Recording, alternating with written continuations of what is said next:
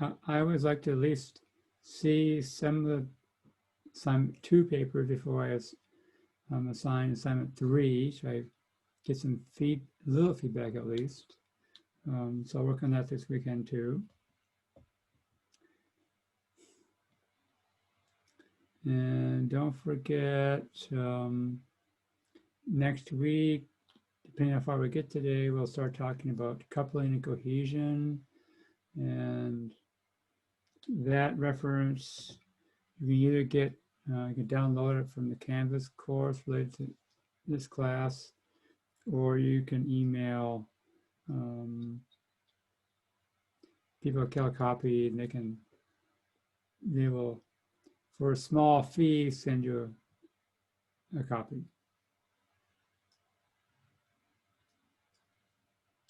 Any questions?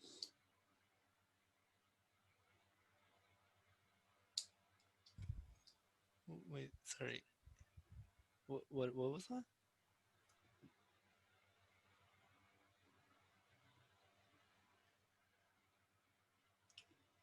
Someone tried to say something I couldn't hear.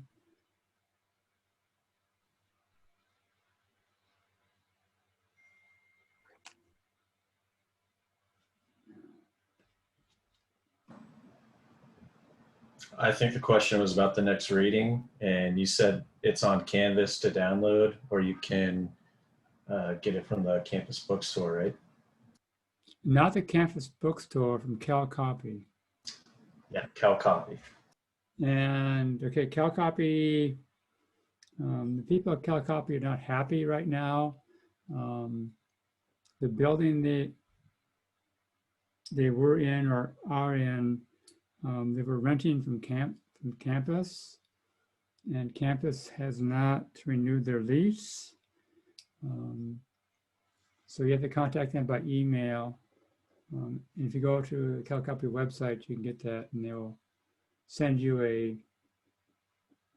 like I said, I'll send you a copy for a small fee. I don't know what it is, but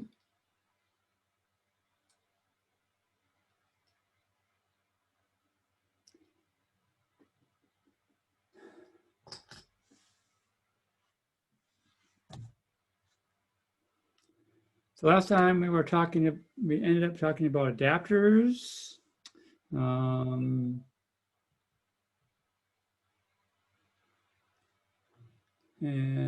let's see, yes. Let me again go through this process of sharing my screen.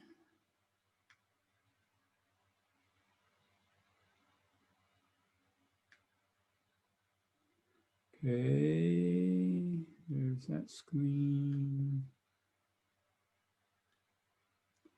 Get back my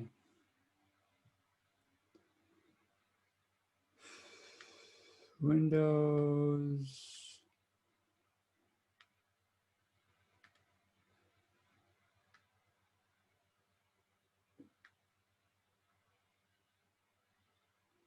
So remember, the adapter pattern is, the whole idea is convert the interface of a class into another interface.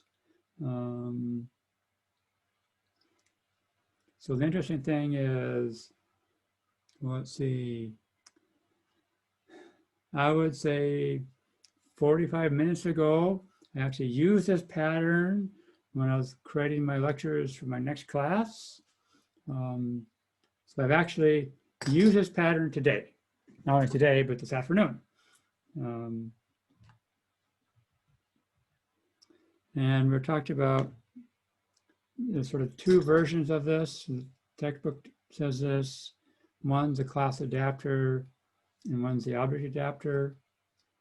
For the class adapter, we need multiple inheritance. So we're pretty much just talking about C++. It's the only language I know that implements multiple inheritance.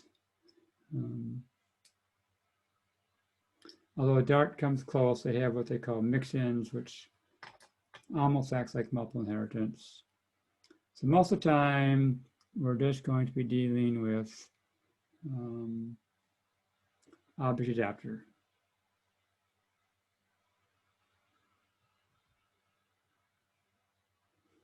And of course, the way the class adapter works is you have the old class, which I represent here. And for some reason, delay is, the old class, the old square peg implements the old class I want, right? Round peg implements the new interface. And so my adapter will implement subclass both of them. And in C++, we can have private inheritance, so the outside world can't see it. And now I have to basically implement the methods in the round peg class and forward them to somehow to the old square peg. Right. Like I said, we're pretty much restricted to C++ for the class adapter.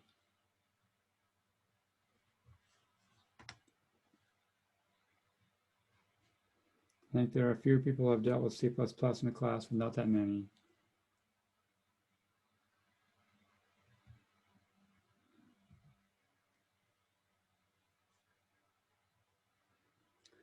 The object adapter use composition. So again, we have the old class. We want to adapt to a new interface. There's new interface. And then what we have is a field that contains an object of the old class. And now, again, we implement the methods of the new interface, so we somehow use the existing class to do some or all of the work.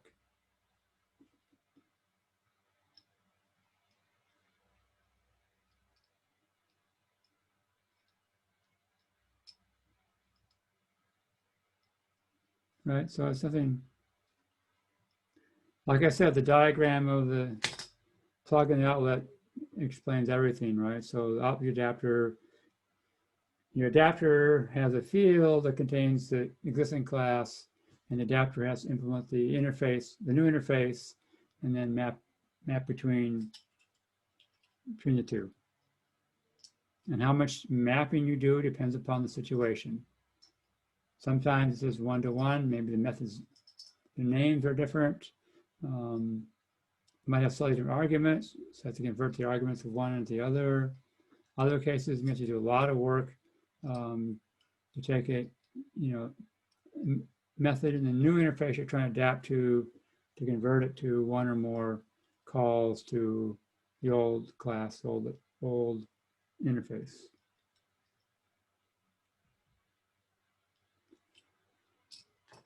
Like I said, how much adapting you do depends upon the situation.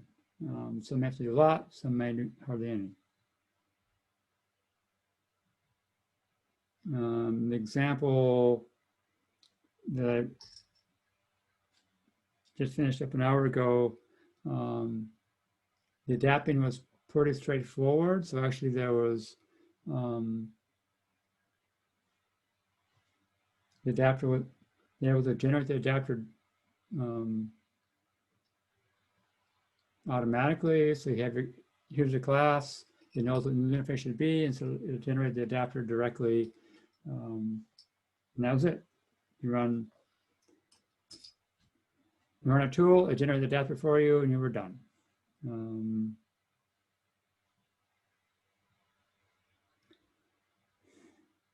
The book talks about two-way adapters, where you can have the adapter interface implement both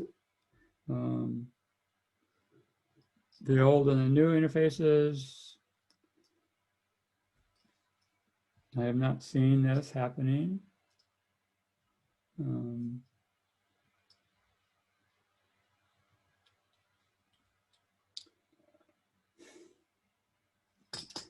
Like I said, sometimes adapting is going to be quite simple. In that case, once you've done several of those examples where it's a direct mapping, the names may just change. You start asking, can we automate it somehow? So here's an example of doing that. I'm not going to be able to do it in Java, right? So a Ruby example, we'll have, flasher and a mouse listener, right? And so our flasher is going to be the class we want to adapt, and we want it to basically adapt to mouse click, mouse entered, mouse exit.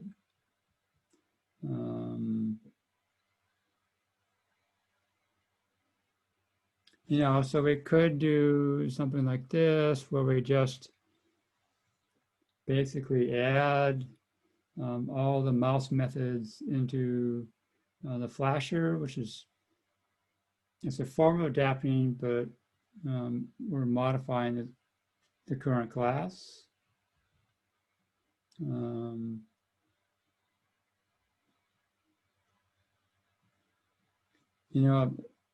An adapter for that situation would be, here's my adapter class. Again, I pass in my flasher object. And now I'm basically, example here where the mouse clicked just calls toggle, right? Mouse entered calls flasher pause. So it's adapting is as simple as can be. We're just basically the names of the new interface are different than the old interface. So mouse click just calls a simple method, right? Can't get much easier than that.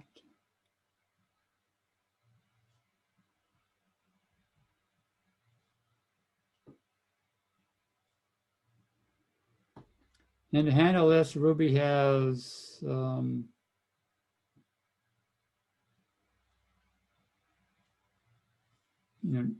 way of automating it to some point where we can now basically provide a mapping. So what we're doing here is we're going to delegate the mouse click, right, to be just call toggle on a flasher.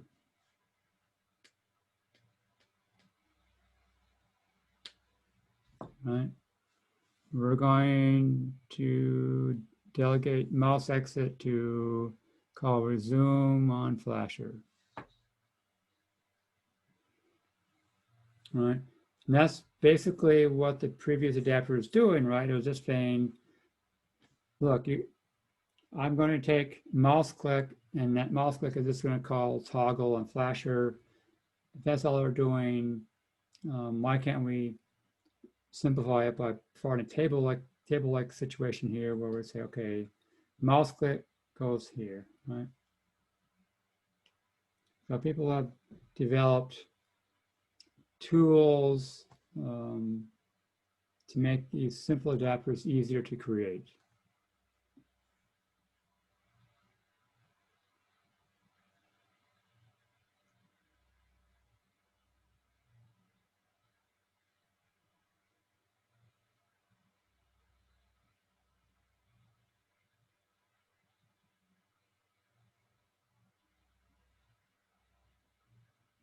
Is it clear what's going on here? Or is Ruby 2 foreign to everybody?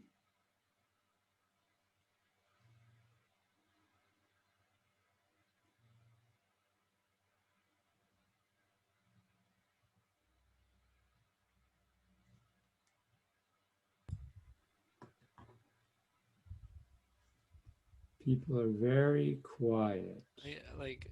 I haven't seen this before, but it makes some amount of sense.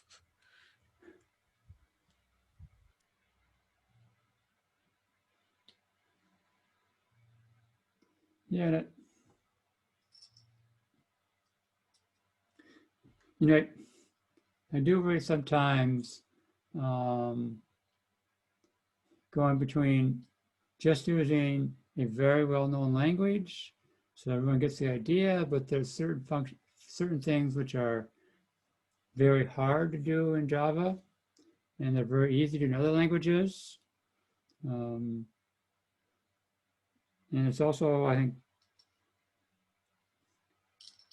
it's good to be exposed to different features of different languages, to say some idea that Java isn't the only thing out there, and there are languages that can do certain things a lot easier than Java.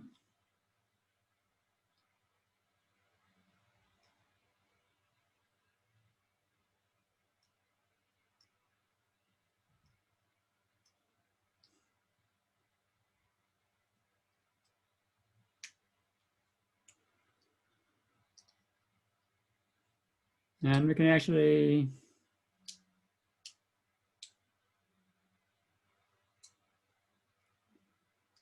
do fancy tricks. Java, we could pass in lambdas to do each method here. We're using the trick where we can send a message, and in Ruby we can specify a message by a symbol. So it becomes easier now because I just pass in, what methods you want to call. Now we can do the mapping in a simpler way. So again, this situation is very specialized in that, the new interface is a one-to-one mapping, right, between the new interface method and the existing class method. So there are lots of different ways we can automate some of this process and not have to build a new class each time.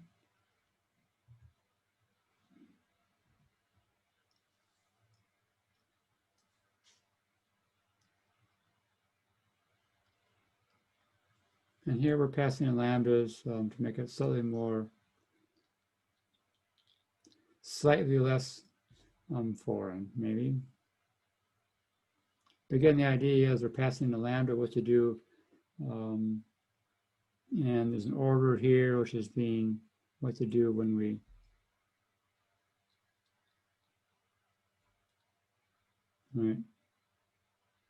reach method.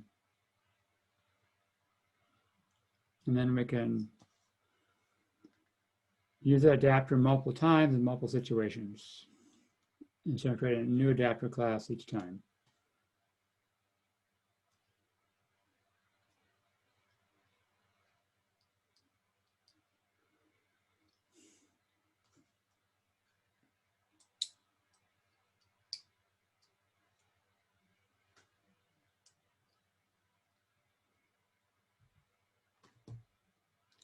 And a side comment, while I was getting ready for this class earlier this afternoon, I came across, I was looking at some things from Martin Fowler, and he had an article saying, what languages would be good to teach all concepts, and one language he listed was Ruby. He said, it's people use it, and it's a pretty clean implementation of object-oriented.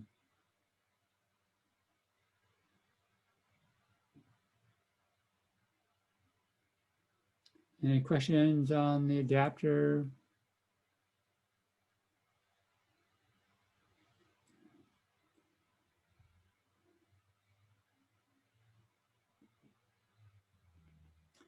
So,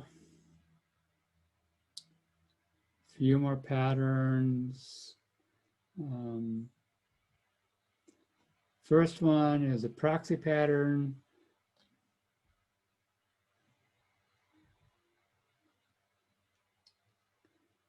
Well, here is the dictionary definition of a proxy, where in our context, we're not talking about person, we're talking about one object acting on behalf of another.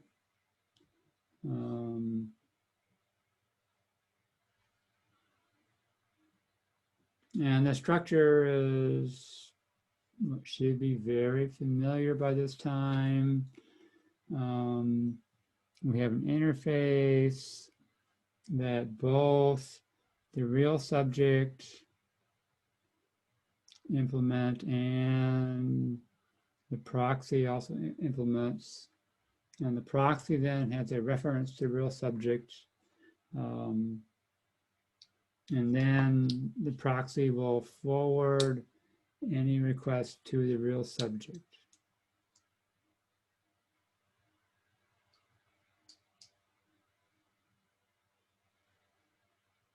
Sound familiar? Non-object pattern. Say that again. Quite. Non-object pattern.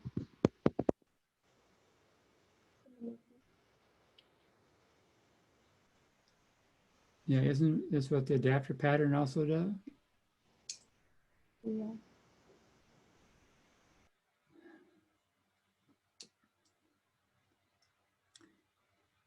So for me, the big question on the proxy pattern is why do we do this?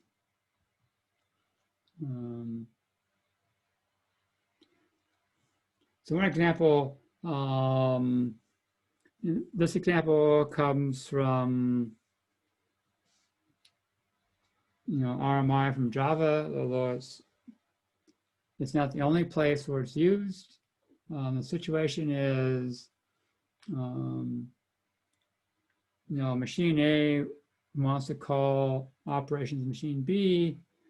We could then create, a low-level protocol, open a socket, send a message. But again, once you start doing things like that for a while, it's like, well, can't we sort of automate this process? And so what happens in RMI is that you develop a class, in this case, a hello server, which has certain methods. And then RMI will generate two proxies for you. One you run on the client side, one you run on the server side. On the client, you can now call, in this case, say hello on the server proxy. And the server proxy is then going to take that message, if we convert it to some sort of format, open a socket to the server machine, send a message down to the server machine.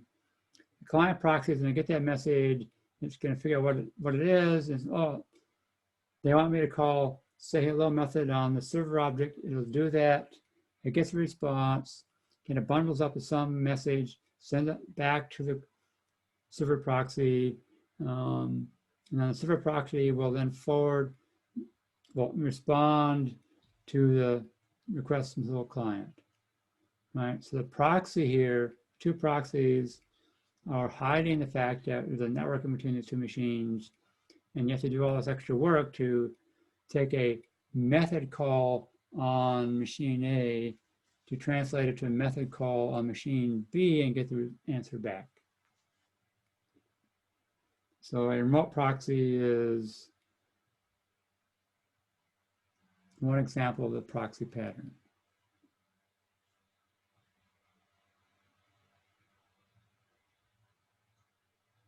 Make sense?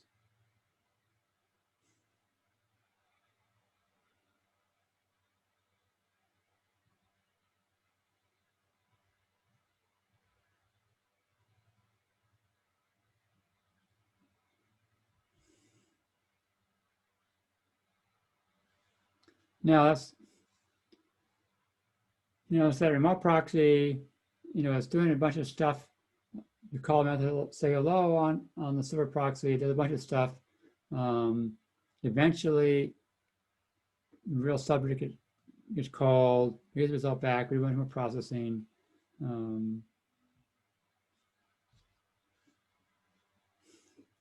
Another example where this is done.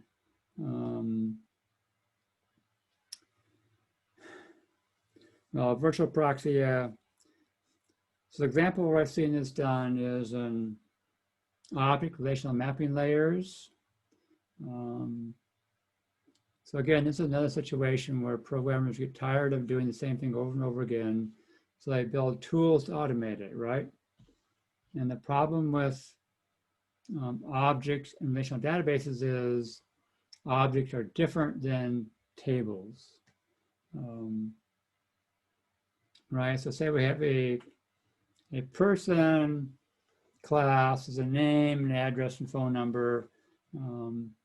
And we want to store that information in a database, so create a people table, create a column for the name, a column for the address, etc. But now we have to map it back and forth, right? And so we're going to do this using SQL. We extract all the fields, all the person object, stuff them into an SQL statement, and then send the SQL statement to your database to actually insert that into the table, right? Presumably at least one or two of you have done this in the past, where if you're working in Java and you want to store data into a database, you have to take the data out of the objects, right? And put them in SQL, and then you send the SQL statement to the database. Yeah, you do it in C# in any object language. Anytime you're in an object-oriented language and you're putting data in a database, you're doing this. And it gets rather repetitive because you're taking, you have this class, these fields, you go to that table and these columns. And so in the OR mapping layers, what you do is say, look, the person, here's the class, here are the 5 fields, right? And Hibernate does this, right? It's an OR layer where you basically say class fields goes to this table and these columns, right? The second class, its fields, go to this table, this column, right? And then the tool will take your person object and generate the SQL for you and send it to the database. So you don't have to type it over and over again for every class. Where the virtual proxy comes in, let's say now we've got a people table or employee table with all employees, and we have departments, and departments have employees and a director and all kinds of stuff. And now I have my OR layer grab a department. Well, the problem is the department has a reference to all the people working in the department. What happens if the department has 100 people working in it? Do we want to then fetch all those 100 people at the same time, or fetching all the information about the department? That could generate a huge SQL select statement and take a fairly long time. And it may be that we only want access information about the number of employees, or who is the director, or what's the phone number we call.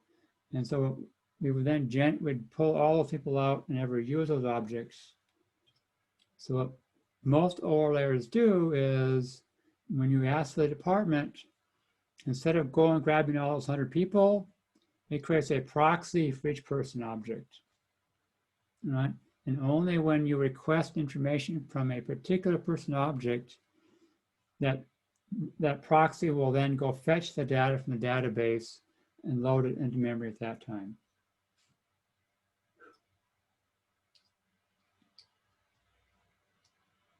Is that clear?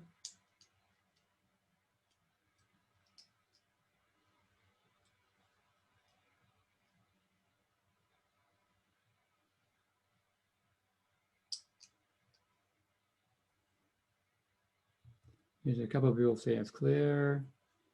So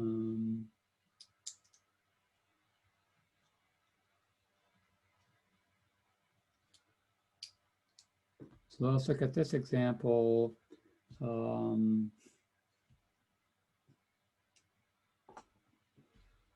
Synchronize, right?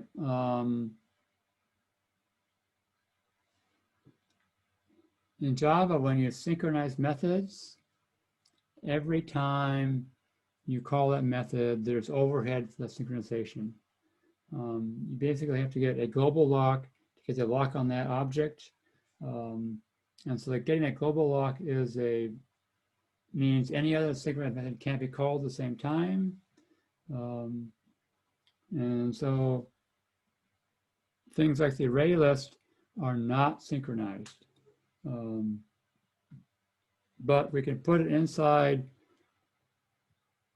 right? We can call collection synchronized list, and we get back a list object, which all methods are synchronized.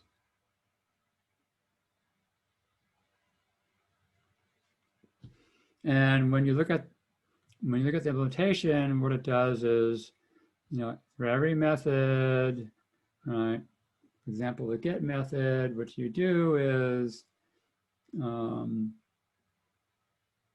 you first synchronize it, and then you basically call get on the list you're synchronizing, right?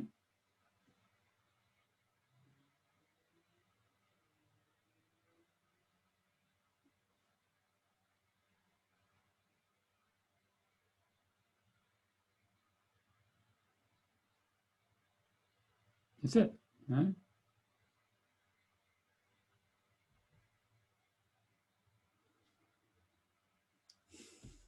But there's also, if you want to get a immutable version, right? Again, the array lists are not immutable, but we can wrap it in an immutable, what they call a modifiable list, which does the same thing, right?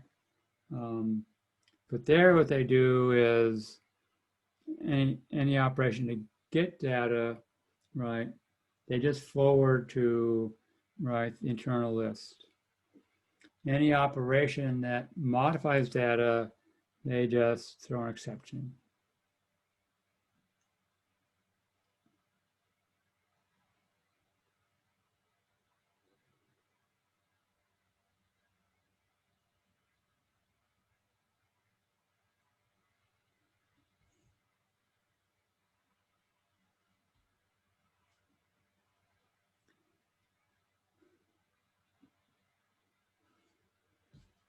Now we can do something like this. It really doesn't make sense to do it, but we can do it, right? Where I take my array list and then I wrap it in an unmodifiable list. And then I can wrap that again in a synchronized list, right? So I basically have a chain of these things.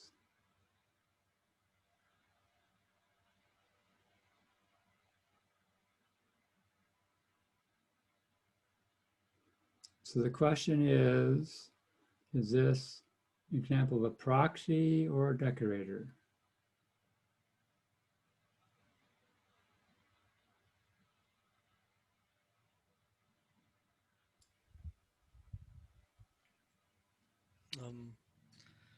A decorator should add functionality or responsibility, right?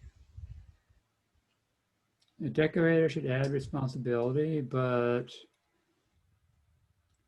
synchronize, making it thread safe is adding a functionality, right? It's sorry, not functionality, but responsibility. Responsibility, right?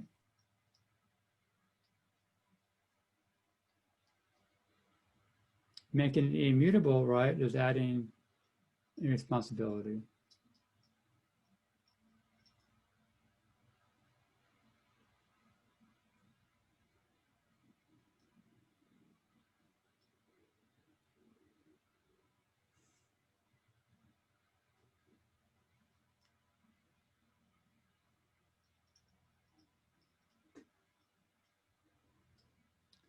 Text talks about this in terms of,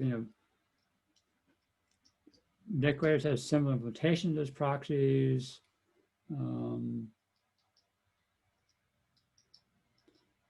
Say proxies control access to an object, and decorators add one or more responsibilities to an object.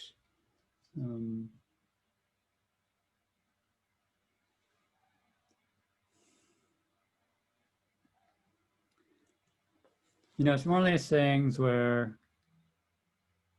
like here and here, right? It becomes easier to separate those 2 points out, but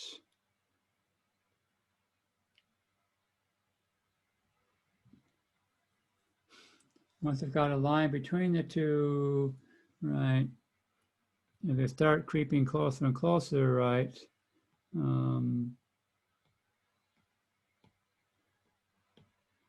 once I get somewhere in the middle, what am I dealing with? Left one or the right one, right? So when there are times when it's going to be hard to tell whether we're dealing with a decorator or a proxy.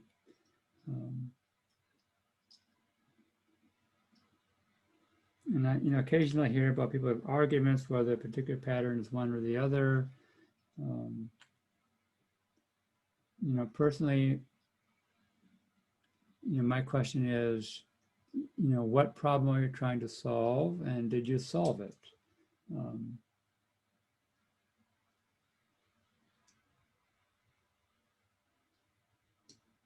So there'll be times when it may be hard to definitively say whether we're dealing with a proxy or a decorator.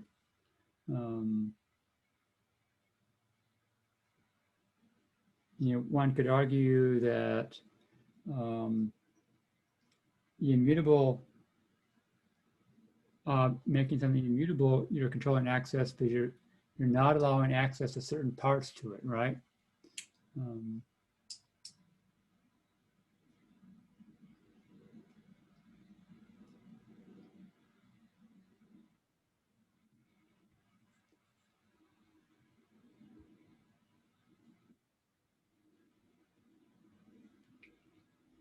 Any questions, comments?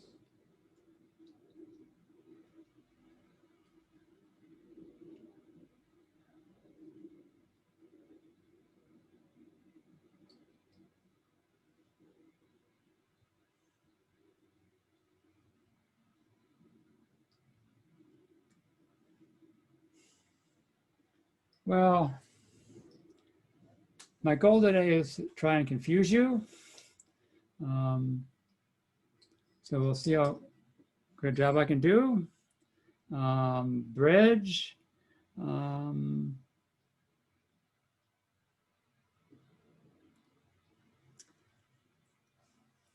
Well, we can talk about its intent. We can talk about its structure.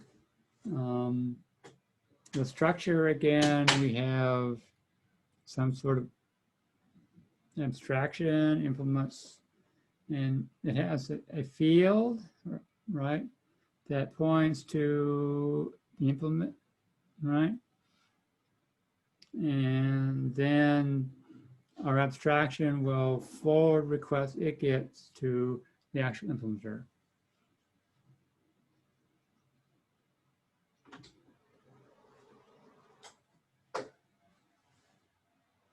Which, if you think about it, is the same thing the proxy does, right? The proxy will, right?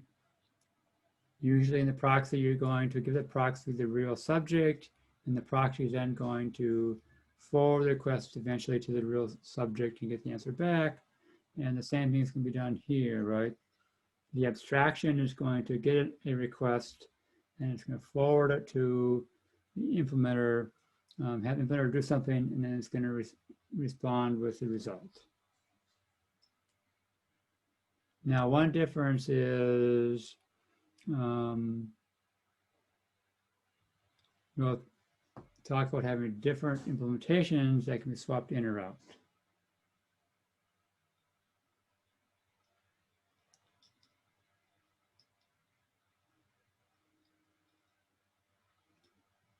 And now the point of the bridge is, they say, is decouple abstraction from how you implement it, right?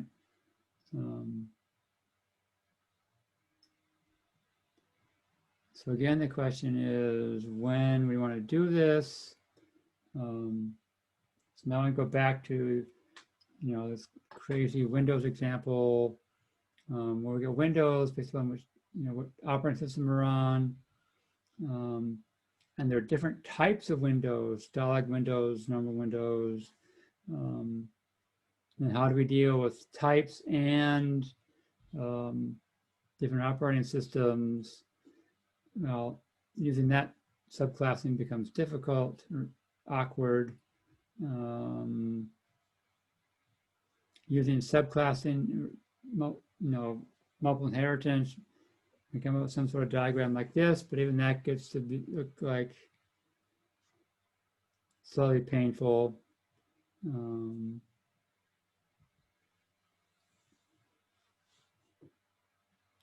So using, right, the bridge pattern, we can define an interface for a window, and it will contain implementation, and that implementation could either be an X window, NT window, or Mac window.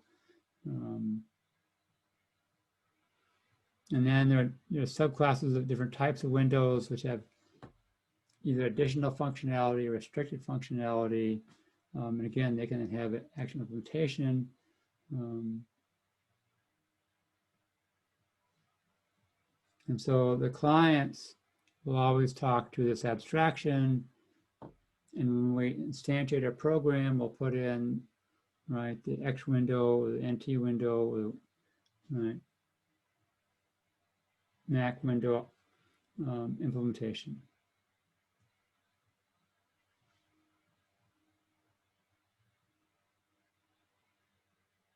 So far, so good.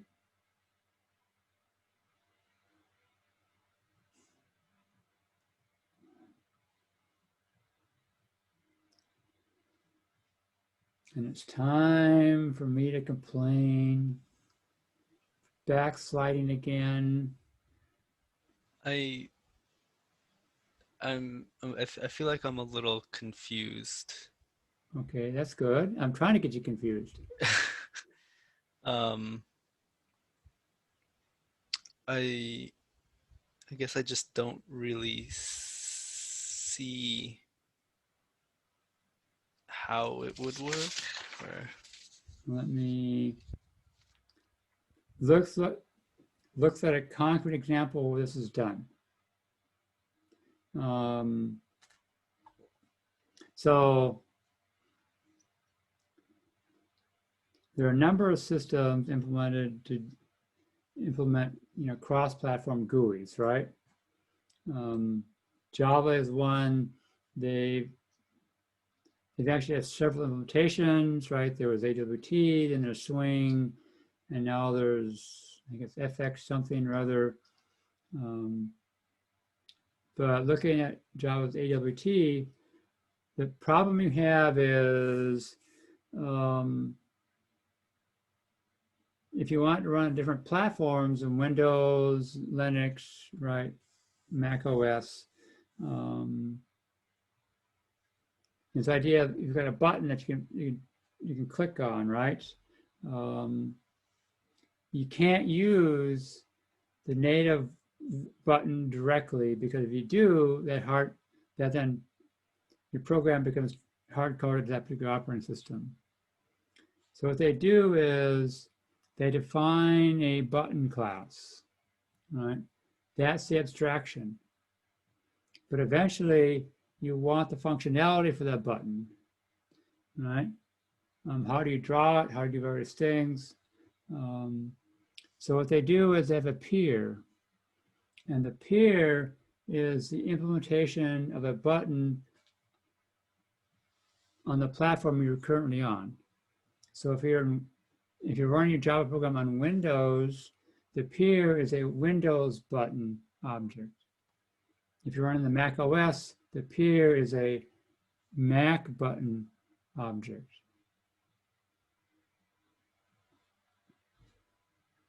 And so then when you look at inside AWT button, right, when you look at all the methods, eventually it's going to forward the request to the actual peer object, which is the actual implementation. And so here is a set cursor method on Java AWT's button object, passing a cursor object. And then what it has to do is it has to say, well, give me my implementation. So on the Mac OS, give me my current Mac OS button, and I will then set the cursor on that button.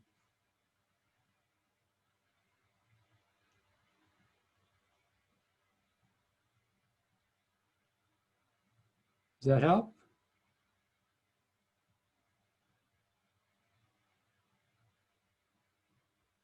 It might help.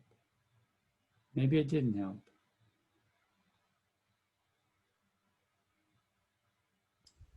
I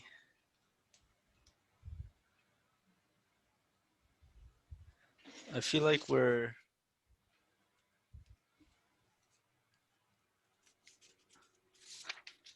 I'm either missing or something, or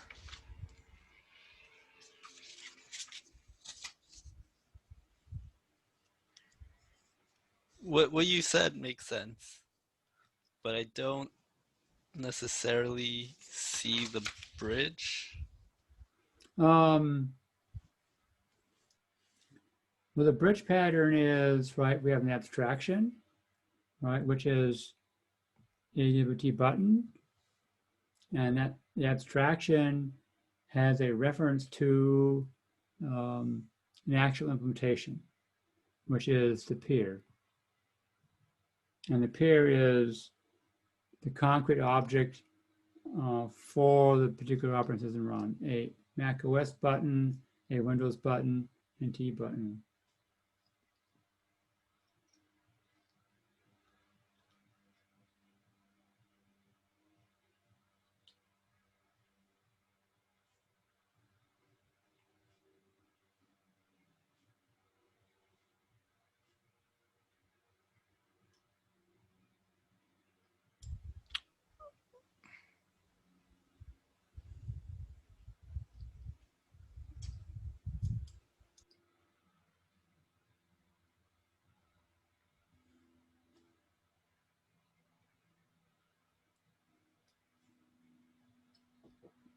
Another place I've seen this used is IBM Smalltalk in the collections. So in this case, set, that's the abstraction. But there's different ways in which we can implement a set. Remember, a set has elements unordered. There's no first element or second element. Usually a set only contains one of each type of element, so you can't have two twos in there. You only have 1 2. But the question is, how do you implement a set? Well, if the set is small enough, the most efficient implementation is just a linear list. But once the set gets bigger and bigger, it's more efficient to store the elements as a hash table. I call a hash set. And so depending upon your situation, it may be more efficient to have the information be a linear set, or maybe more efficient to have a hash set. So what they do is they use the bridge pattern. You always deal with a set abstraction, but then internally it's either using a linear set or a hash set. And that can change depending on what type of situation you're in. In this case, you can actually have it convert from one to the other midstream. When it's small, because the linear set, when it gets too big, it'll switch over to a hash set. Or we can have it start initially with the hash set. If we know we're going to get lots of elements from our set.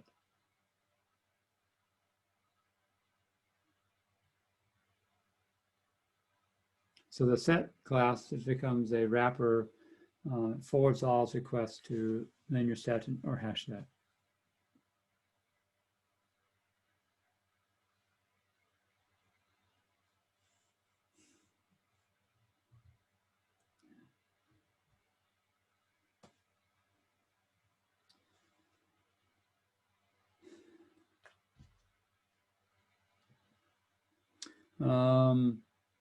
Another place we see it is trying to implement smart pointers in C++, where our abstraction in this case is a string, and it will have a reference to a string representation, and that's going to contain both the text and a reference count to it. All right. And that allows us to keep track of how many things are pointing to a particular type, particular string of text. And so when that reference count gets down to 0, we know we can actually then deallocate that memory.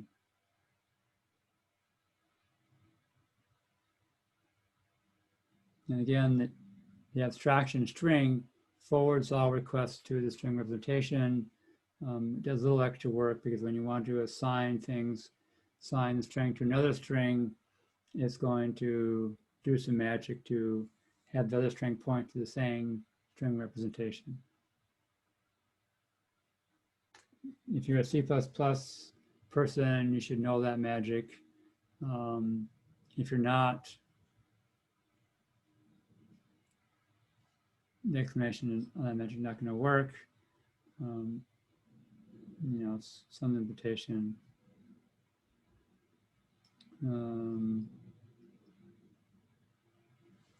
Right, so the bridge allows us to, select what type of implementation we use at runtime, right? So in the Java example, we're going to select on a Mac OS, we're going to select a Mac button at runtime instead of a Windows button.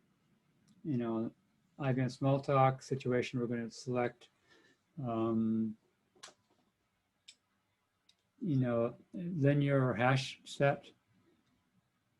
And we can change during runtime, right? So the Smalltalk implementation there, we could change from have a linear set to a hash set without having to have that change propagate anywhere else.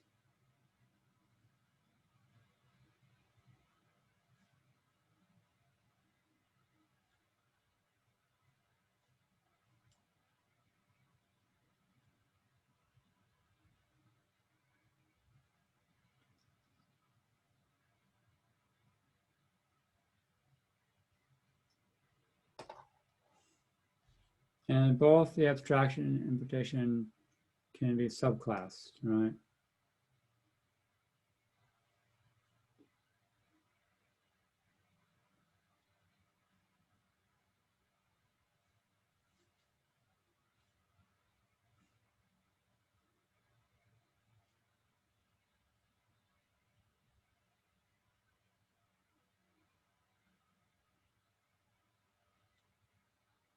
Another reason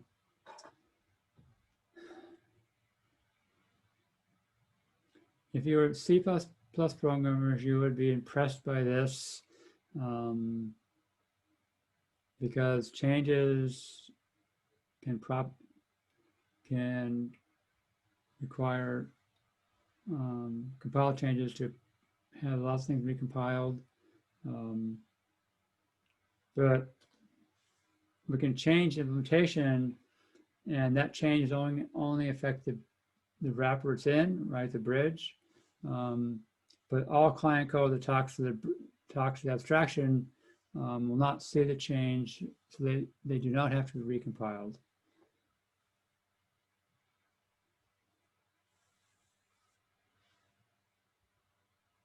A Java person, this is, you're going, what is he talking about?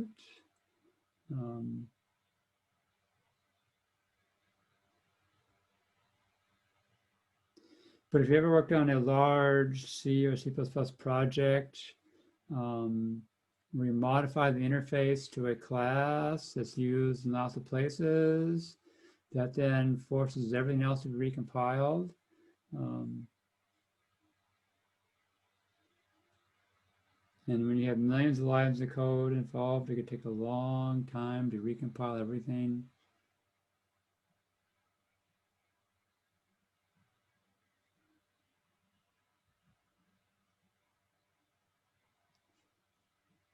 You know, it helps reduce the proliferation of classes because we can now deal with subclassing different types. So we're not doing, you know, subclassing by type of window, then by type of operating system in this case.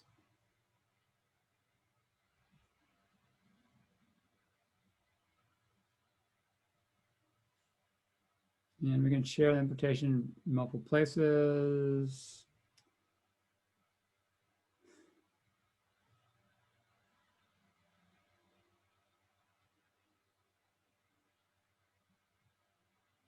Now we can ask what's the difference in the bridge and the adapter.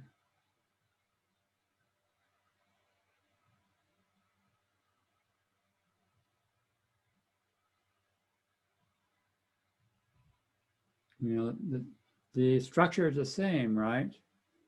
When you look at the bridge versus adapter, the bridge, right, has a class, right, called the implementation, the abstraction, which has a field, which, right, it forwards all its requests to, and the adapter, right, the adapter is a class as a field, which, you know, points to the thing we're adapting and forwards requests to it. Now in the adapter, of course, we may have to do some work to, you know, in the adapter to call the right thing or things on the thing we're adapting. But the same thing can happen with the bridge. You may have to do some work in the abstraction to call the right thing on the implementation.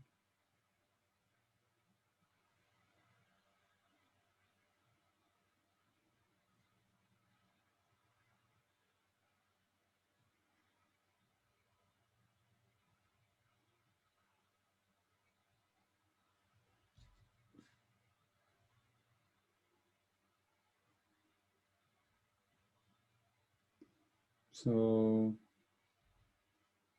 you can then ask the question, what's the difference in the bridge and the adapter?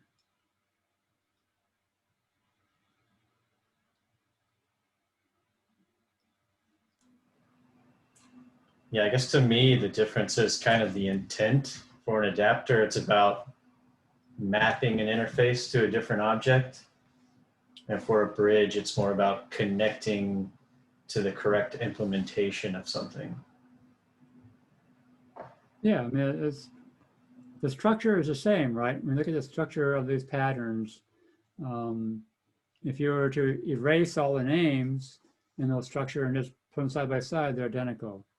But yeah, the problem you're trying to solve is different, right? And the situation is different. The adapter, like Dylan said, is like, oh, we got this class, we're trying to move it to a place where it doesn't fit yet. So I needed to make it fit in that situation, but using, you know, mapping the new interface to the existing class. With the bridge, it allows us to change implementations inside.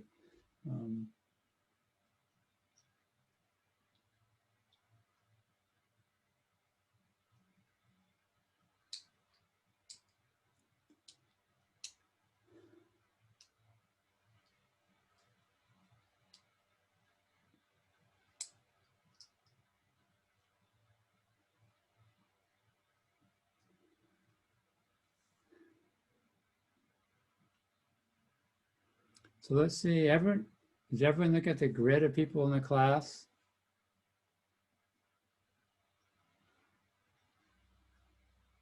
And let's see, my goal is to have at least half the class pretending to be there present by having the webcams on.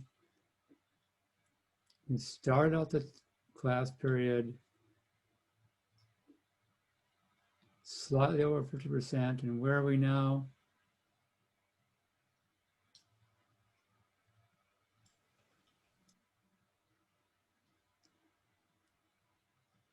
Closer to 50%. We need one more person.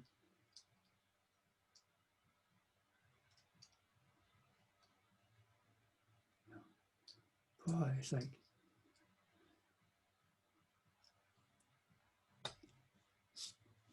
students trying to hide. It's like,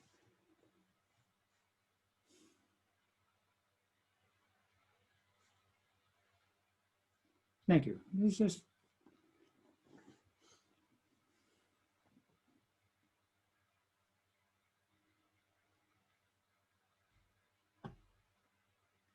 so.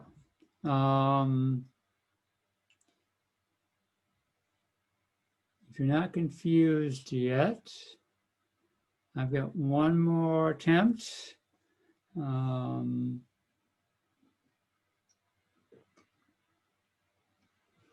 chain of responsibility.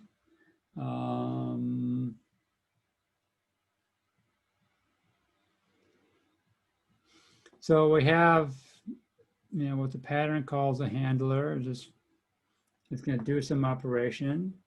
And the handler contains a field of the same type, right? And the handler basically forwards the request to the next handler.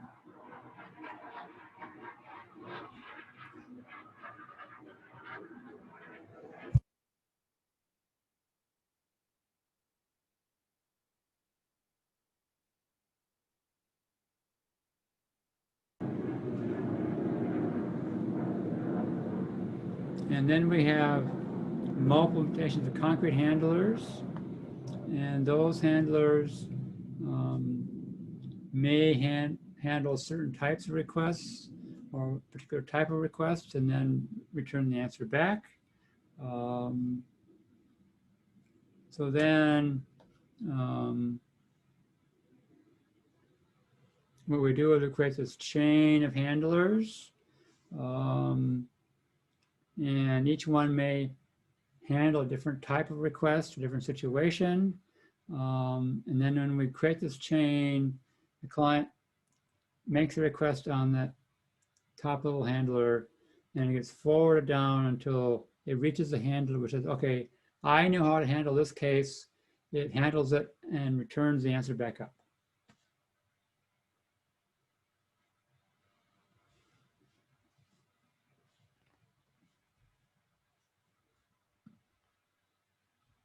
So it's sort of like the adapter, except there's multiple one, we chain them together instead of just having one adapter to the real thing. So we have it's like having a bunch of different adapters, and then we get rid of the real thing at the end, right? And each of these handlers only handles one particular type of request.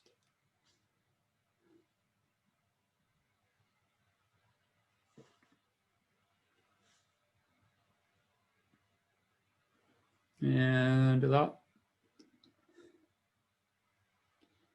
at runtime we put together this chain.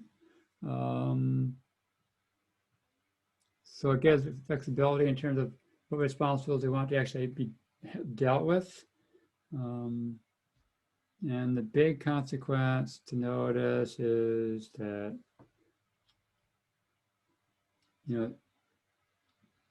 you're not guaranteed that the request will get handled. If we have two handlers like we have here, concrete handlers, and one handles case A and one handles case B, and then we client sends case C to the handlers. The first handler says, no, I can't deal with that, so I pass it on the next guy. And the second one says, I can't deal with case C, and there's no one else, so we're done.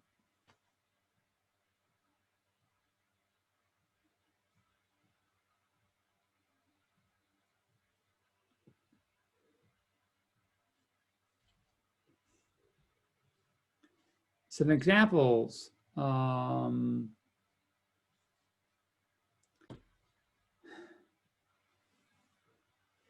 You know, when we create we've got a hierarchy of classes, right, of inheritance. We create an object. So in this case, I'm calling toString on bar. How do we find the method we actually want to call? Well, we start at the bar class, right? And say, does the bar class implement the toString method? Yes or no? If the answer is yes, we're done. We don't go any further. We handle that, we call that method and we're done. If bar does not implement the toString method, we go to its parent class and say, does that class implement the toString method, right? If it does, we're done. It handles it and we're done. If it doesn't, we go up to, we keep on going up that chain, right? Until we get to the top of the chain. Now in this case, right, we know object does implement toString, and so it will get handled. Now in a Java situation, the compiler makes sure that we do not call methods on an object that we cannot find in the chain. There are some languages where that's not the case. In Smalltalk and Ruby, we can set a method to an object that may not implement that chain.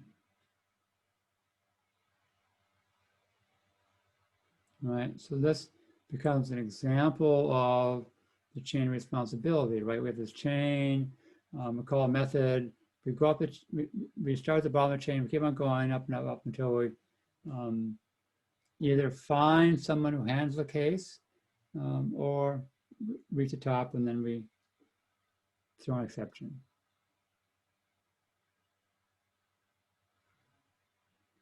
Does that help explain the chain of responsibility?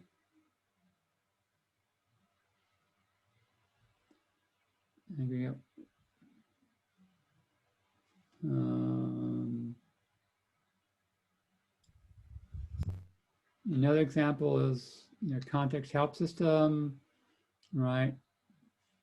Where you might have some keystroke, you click on something, pressing the command key to get help for that particular situation. But the problem is the question they may have, you will start, at the most innermost widget, can answer the question yes or no. If it can't, we then forward the request on to, enclosing widgets until we get to the application. And if it can't answer the question, we can't answer the question, right?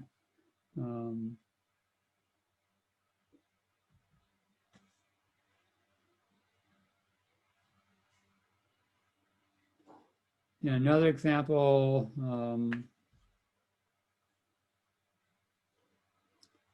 filters, what do we do? Well, you create a bunch of filters, right? And then when the rules are applied, right, you just go through, basically the mail program is gonna go through and it's gonna start at the beginning and say, does this rule apply? Yes or no. If it applies, we apply it, and at least the filter, the program I use stops, right? It won't, once one of those filters triggers, we don't go further down the chain. Right, and so we just keep on going down the list of, the rules, and once we get the rule applies, we're done. And if we go through the entire chain and don't find a rule that applies, then we don't do anything.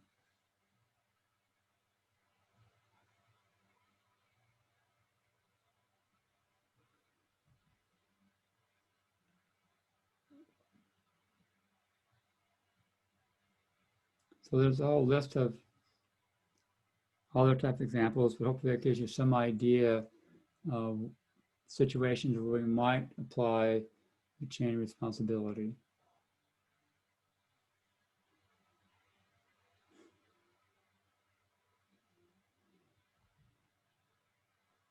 The logger example will take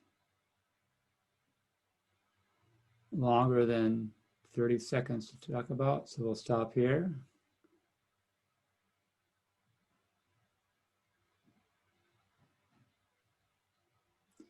Any last minute questions?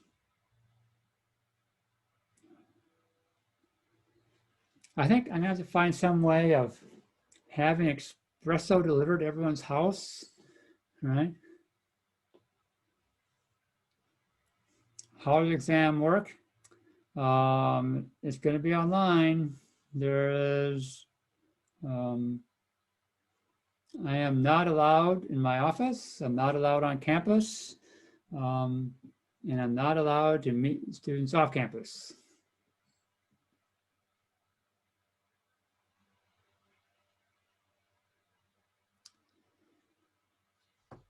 So enjoy the weekend. We had some cool weather for a while, and it's going to heat up again. But the day of the exam is posted several places on the website. When you go on the reading list, there's a calendar. It has exam listed, date listed. The calendar listing all the videos has listed.